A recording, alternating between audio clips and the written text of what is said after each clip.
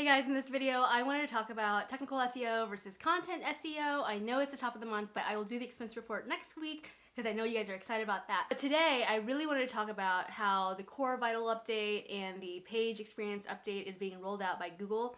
So in this video I wanted to share with you a comparison of before and after of all the things I implemented because of what Big Scoot, as well as some other blogger friends who have recommended some tips and tricks to me to make my page speed better. So I'm going to share with you guys everything I've done as well as the before and after of both my lifestyle blog and food blog.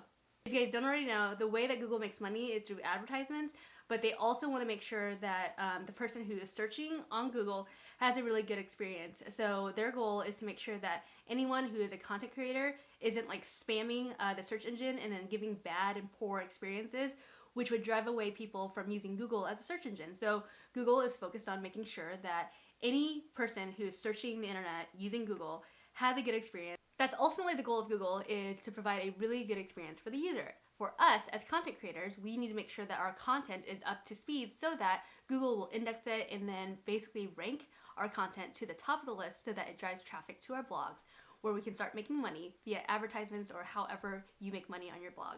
So what I wanted to share with you is how much I am terrible at technical SEO, but I'm pretty good at content SEO. So what is technical SEO versus content SEO? Technical SEO is basically all the development side, basically making sure that your website is up to speed, has SSL, has all these technical jargon things that I don't know about. And content SEO, on the other hand, is basically making sure that your content has really good, basically content for a reader who's searching for your topic at hand. And so at the end of the day, content is basically for the expert who knows basically the subject inside and out and is sharing it with the reader, versus technical SEO is all the things that make a website function. And Google knows that there are business owners who are also experts in their space, and they're small business owners who might not have the capacity to upkeep a website because they're running a real business, like a service business or something, and their website might be low on their priority list. And so Google understands that too, and I think they use that as part of their algorithm. But at the end of the day, as content marketers, the goal is to make sure that our site, the technical SEO piece of it, is sound, as well as our content SEO. This is June of 2021 and August of 2021, and Google is rolling out the Core Vitals experience as well as the page experience. I don't know all the details on it, but I do know that if you go to the page insights and go to put in your blog or your website name, it'll tell you what the page experience is and what your score is. And the goal is to get it to up to 100%, especially on mobile. So after talking to Big Scoots and some of my blogger friends, the things that I've actually implemented are, number one, getting rid of my current themes. The first theme was like a custom theme that was terrible for my lifestyle blog, and then I actually on the food blog had Mediavine's Trellis that I also moved away from. Trellis is very minimal, like it's still in beta, and so I paid like $100 something for like the theme and the framework, so just FYI there. So I migrated away from those two, and I actually migrated onto Feast plugin and using the foodie theme. The second thing was upgrading to Cloudflare, the enterprise plan. It's $29 a month for each blog. That allows me to then replace ShortPixel, even though ShortPixel is a lot cheaper, but Cloudflare allows your readers to basically cache your site and make the speed a lot faster. And then the third thing that I implemented was a WP Rocket. It's $49 a year, I think. It's either a year or just one time per site, or $99 for 3 sites. And so I paid the $99 for the 2 blogs. For this iteration of my blog, I've implemented 3 big things that I mentioned. Again, Feast plugin, I also installed Cloudflare Enterprise plan, and then WP Rocket. And so I'm going to go ahead and share with you guys basically how it sped up my site. And I use Google's Page Insights to kind of determine what my speed is for each of the different sites.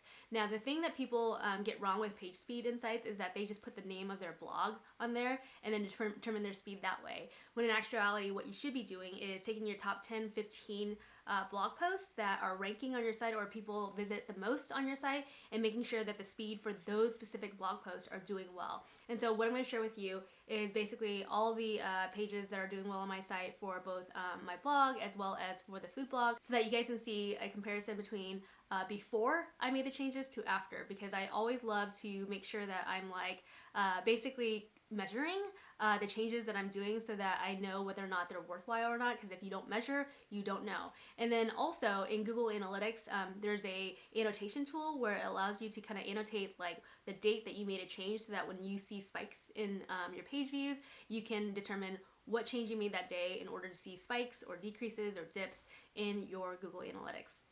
All right, so let's talk about the lifestyle blog. Okay, so I've got this exposed basement ceiling project that I had. Before it was, again, left side is mobile, and then right side is desktop. 5271. After installing, it's 72 to 100, which is awesome, right? So second blog post is garlic bread, 6083 before, after it's 9297. So it has done tremendous for my blog. Here I did 6680, and it went, I don't know why this is 3797. So that's kind of bad. Maybe that was a fluke. This one is 3676, and then after, and I'm using Notion, by the way. If you guys are curious on what tool I'm using Notion. All right, I just had a hiccup there. So, okay. So here it's 3676, and then 8499. And here for this one, again, the items in green are my blog post, 5382, 90, 100. So it's done really, really well for my lifestyle blog, except for this post. I don't know why. This one has a lot of links, so that's why it's so low. But overall, it's done really well for my lifestyle blog. And if you were to ask me like what each of these things mean, I have no idea. I'll go ahead and link out to my email that I sent last week to my readers on my email list on some podcasts that I listened to, so that you guys can check that out. And if you guys want to, subscribe to my mailing list where I share all the different details in terms of like things that I learn, podcasts that I listen to, just the best tips and tricks on blogging in general. I'm not trying to sell you anything. If I am, it's probably an affiliate link to something that I actually use. So I just want you to guys be aware that I will never push anything that I don't use myself. All right, so let's go to the food blog. Food blog is a little bit different because I feel like Mediavine's Trellis was actually very simple, but it made my site very, very fast. So I feel like Mediavine's Trellis is awesome if you want a really fast site and you don't really care about like how it looks. And so what I wanted to do was kind of test it out with the Feast plugin, because Feast plugin, I think they were built for food bloggers anyway, and so I just wanted to try that out.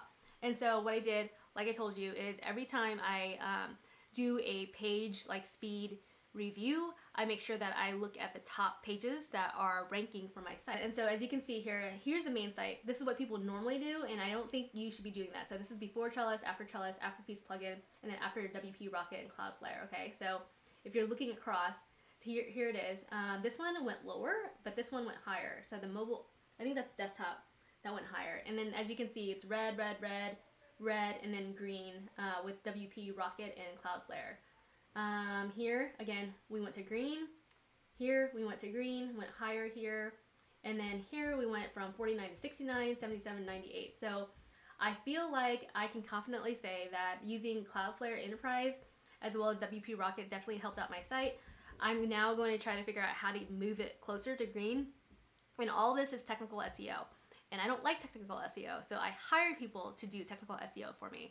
And so where I typically hire people is Upwork. I know a lot of people don't recommend it, but Upwork is a place where I find a lot of really great freelancers.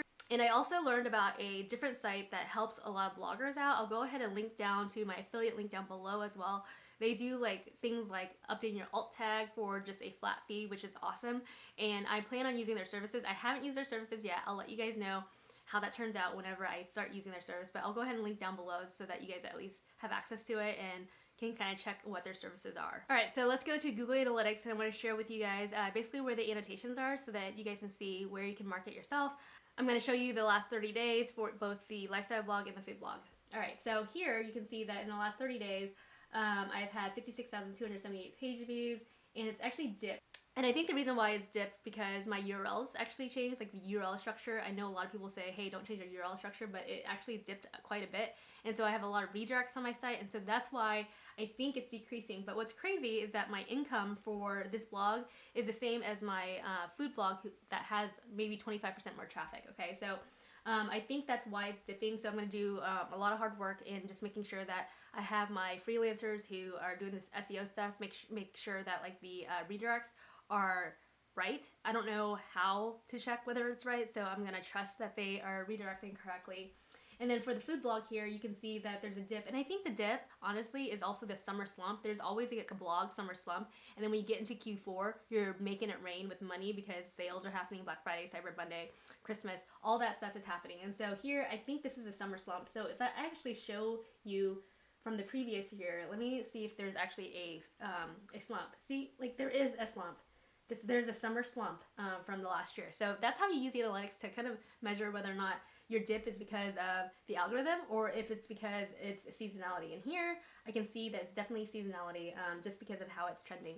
But overall, my site the food blog is actually increasing by 30%, which is amazing. And I haven't written content in the last 3 weeks for either of these blogs, which is really, really bad because I've been focused on technical SEO. So really, there you have it. That is what I've done to kind of help speed up my site. I know it's kind of expensive for some of you guys who are just starting out, but just know that I didn't get here overnight. I got here after a decade worth of work, putting in time, sweat, and tears to make sure that I'm doing everything I can for the blog, especially writing content and creating good content, 1,500 words, making sure that I have a lot of imagery and giving the best content possible to my readers, because ultimately that's your goal as a blogger.